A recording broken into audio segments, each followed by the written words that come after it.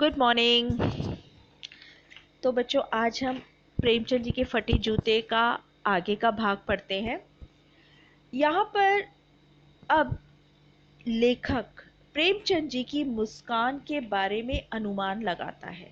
वो अलग अलग तरीके से सोचता है कि और ये पूछता है कि क्या होरी का गोदान हो गया। यहाँ पर बेटा ये जो शब्द लिखे हैं ये सभी पात्र हैं।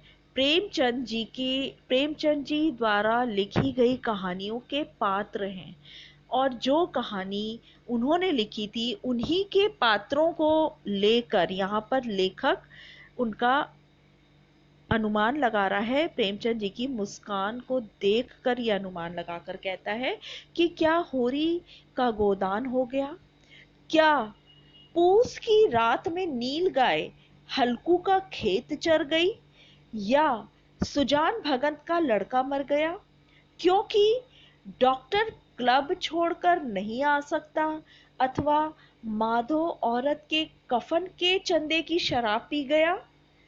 ये वही मुस्कान मालूम होती है। प्रेमचंद जी की अधूरी मुस्कान को देखकर लेखक उन्हीं के द्वारा लिखे गए कहानियों के जो पात्र हैं उन पात्रों को लेकर वो उस पर उपहास कर रहा है कि शायद ऐसे हुआ होगा, इसी वजह से आप मुस्कुरा रहे हैं। अब यहाँ पर लेखक सोचता है कि प्रेमचंद जी का यह जूता आखिर फटा कैसे, क्या हुआ होगा जो ये ऊपर से फट गया। क्या बनिए के तगादे से बचने के लिए दूर तक चक्कर लगाते हुए वे लौटते थे। बनिए का तगादा यानी कि क्या उन्होंने कोई सामान घर का मंगवाया होगा जिसके पैसे नहीं दिए होंगे, और बनिया पैसे लेने के लिए उनके घर के चक्कर काट रहा होगा, और उसी बनिए से बचने के लिए प्रेमचंद जी अपने घर का दूर तक चक्कर लगाते हुए अपने घर को लौटे होंगे। शायद इसी वजह से उनका जूता ज्यादा चलने से फट गया होगा। या एक और अनुमान लगाता है कि किसी कठोर चीज पर ठोकर मारते मारते जूता फट गया। यहाँ पर बच्चों कठोर चीज का अर्थ लेखक ने व्यंग के रूप में करा है कि ये सामाजिक बुराइयां, सामाजिक कुरीतियों को दूर करते करते, उनको ठोकर मारते मारते शायद लेखक प्रेमचंद जी का जूता फट गया होगा। हालांकि प्रेमचंद जी बहुत बड़े साहित्यकार थे, उन्होंने बहुत सारी कहानियां उपन्यास लिखे हुए हैं, मगर बच्चों लेखन के कार्य में उनके पास इतने पैसे नहीं आया करते थे। हाँ, उनका नाम बहुत था, उनकी शोहरत बहुत थी, लोग उनको जानते थे एक साहित्यकार के रूप में, मगर उनके पास पूंजी यानी कि पैसे के रूप में ज्यादा पैसे उनके पास लिखने के कार्य में नहीं आते थे। तो इन्हीं सामाजिक बुराइयों को मारते ठोकर मारते मारते शायद उनका जूता फट गया होगा। फिर लेखक कहता है कि तुम रास्ते के टीले या उस कठोर चीज से बचकर भी तो निकल सकते थे।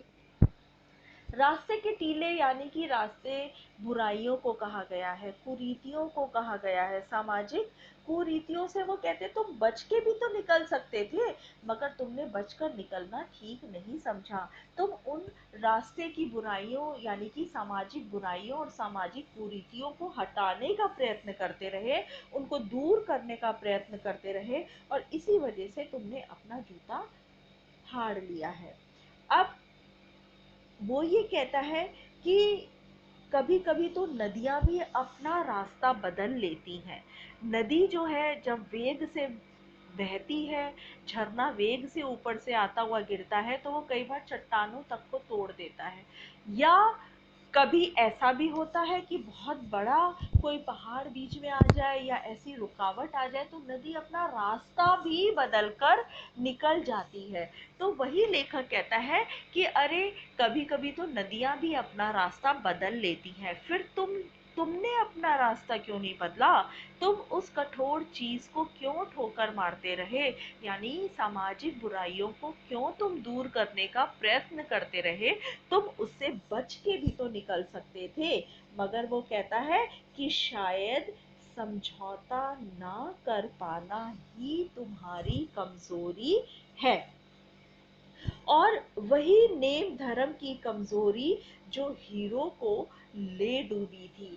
लेखक ने, प्रेमचंद जी ने एक कहानी लिखी थी जिसमें उनका एक पात्र था हीरो, जो अपने नेम धर्म की कमजोरी यानी कि जो उसके असूल थे, उन्हीं असूलों को लेकर आगे चलता था। वो अपने आप को उन असूलों से बिल्कुल अलग नहीं करता था और इसी वजह से उसको मात खानी पड़ी थी।